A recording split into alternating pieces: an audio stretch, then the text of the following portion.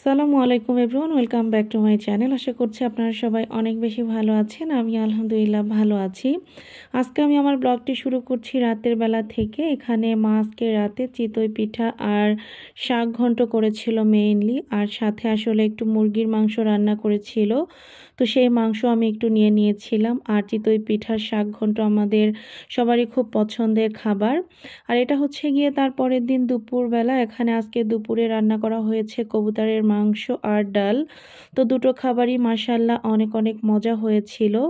তো যাই হোক, দুপুরবেলা খাওয়া দাওয়া শেষ করে এখানে জারিফার আফরাকে একটু এমনিতেই শুয়ে রেখেছি। আসলে ওরা খুবই দুষ্টুমি করছিল, তাই বলেছি যে এখানে শুয়ে শুয়ে দুজন কার্টুন দেখো। তো দুইজনকে দুই খাটে দিয়েছে। আসলে দুজন এক জায়গায় থাকলে অনেক সময় মারামারিও শুরু করে দেয়, তো এই জন্য সবসময় দুইজনকে একটু আলাদা আলাদা রাখার চেষ্টা করি। যদিও তারা থাকে না, কিছুক্ষণ পর আবার এক জায়গা হয়ে যায়।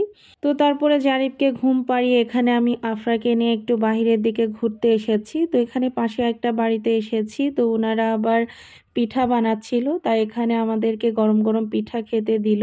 তো কালকে রাতেও পিঠা খেয়েছি, আবার আজকে বিকেলেও খাচ্ছি। আসলে ভাগ্যে থাকলে অটোমেটিক্যালি চলে আসে। তবে এনাদের এই পিঠার শাক ঘন্ট যেন অমৃত লাগছিল মাশাআল্লাহ। তো খুবই মজা করে খেয়েছিলাম পিঠাগুলো। তারপরে বাসায়ও চলে আসি। আর এখানে ভাইয়া রাতের বেলায় আসার সময় এখানে বেশ কিছু মিষ্টি এনেছে, রসমালাই এনেছে, তারপরে গজা এনেছে, দুই ধরনের সাদা মিষ্টি এনেছে, কালো মিষ্টি এনেছে, সাথে শীতের কিছু প্রোডাক্টও এনেছে। এখানে বাবুদের জন্য কিছু বেবি ক্রিম, লোশন, তারপরে আমাদের সবার জন্য একটা বড় সাইজের লোশন এনেছে, মেরিল এনেছে। তো এগুলো আসলে শীত আসলে ভাইয়াকে কখনোই বলা লাগে না, ও নিজে থেকেই নিয়ে চলে আসে। আমার ভাইয়ার আবার মাশাআল্লাহ এই গুণগুলো খুবই ভালো। ও নিজে থেকে অনেক কিছু বুঝে যে বাসায় এখন কোনটা লাগবে, অনেক কিছুই ভাইয়া নিজে থেকে নিয়ে আসে। তো তারপরে এখানে আবার জারিফ বলছিল যে ও একটু লেখালেখি করবে। লেখালেখি বলতে এখানে আসলে ও হাবিজাবি আঁকাআঁকি করতে খুবই পছন্দ করে। তো এই জন্য আপনাদেরকেও একটু দেখিয়ে দিচ্ছি। এখানে দেখতেই পাচ্ছেন খাতার মধ্যে সে শুধু হাবিজাবি আঁকাচ্ছে। লেখাপড়ার না মানে তো কিছুই না, শুধু আঁকাআঁকি করতেই সে ব্যস্ত। তো এখানে আমি আবার তার একটু ভিডিও করছিলাম, আবার সে আমার সাথে অনেক কিছু গল্প করছিল। মাশাআল্লাহ দিলে আমার বাবাটা খুবই সুন্দর গল্প করতে পারে ইদানিং।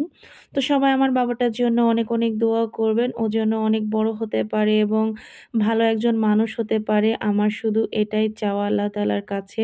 তো আমার ভিডিওটি যদি আপনাদের কাছে একটুও ভালো লেগে থাকে অবশ্যই আমার চ্যানেলটিকে সাবস্ক্রাইব করবেন এবং পাশে থাকবেন। যারা আমার ফেসবুক থেকে দেখছেন তারা অবশ্যই আমার পেজটিকে ফলো করবেন। আর এখানে আবার রাতে ঘুমানোর আগে 2 পিস ভাজা পিঠা খেয়ে নিচ্ছিলাম। এটাকে আমাদের আঞ্চলিক ভাষায় ভাজা পিঠাই বলে, আবার অনেকে পাকান পিঠাও বলে থাকে। তো এটা মা আসলে সন্ধ্যায় বানিয়েছিল, তখন আসলে আমার আর ভিডিও করা হয়নি, তাই রাতে 2 পিস খাচ্ছিলাম, তখন একটু ভিডিও করে নিলাম। আর এটা হচ্ছে গিয়ে পরের দিন সকালবেলা। এখন অনেক সকাল, দেখতেই পাচ্ছেন এখনও কিন্তু সূর্য ওঠেনি। আর যেহেতু শীতকাল, হালকা হালকা কুয়াশাও পড়েছে। আর এখানে সকাল সকাল ভাইয়া 2টা ব্রয়লার মুরগি কিনে এনেছে। এগুলা মানুষের বাড়িতে পালা। এই মুরগিগুলা খেতে খুবই মজা হয়ে থাকে কেনাগুলার থেকে। তো এগুলা মা বলতেছিল আমাকে দিয়ে দিবে, ওই জন্যই ভাইয়া কিনে এনেছে। এখন এটাকে জবাই করে ক্লিন করে তারপরে ফ্রিজে রেখে দিবে।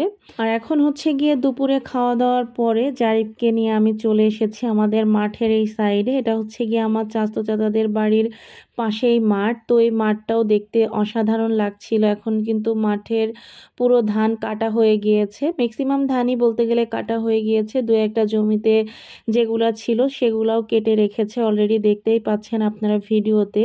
আর মাঠের এরকম বিভিন্ন রূপ দেখতে কিন্তু দারুণ লাগে। এখন এই যে ধান কাটা হয়ে গেলে কৃষকরা এখানে চৈতালি যে ফসলগুলো আছে সেগুলা বপন করবে। অলরেডি অনেকে বপন করেছেও।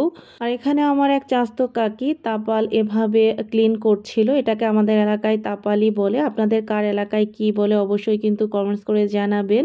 এটা দিয়ে ধান সেদ্ধ করে। আর এখানে জারিফ আবার একটু দোলনা খাচ্ছিল। গ্রামের বাচ্চারা কিন্তু এভাবেই দোলনা খায়।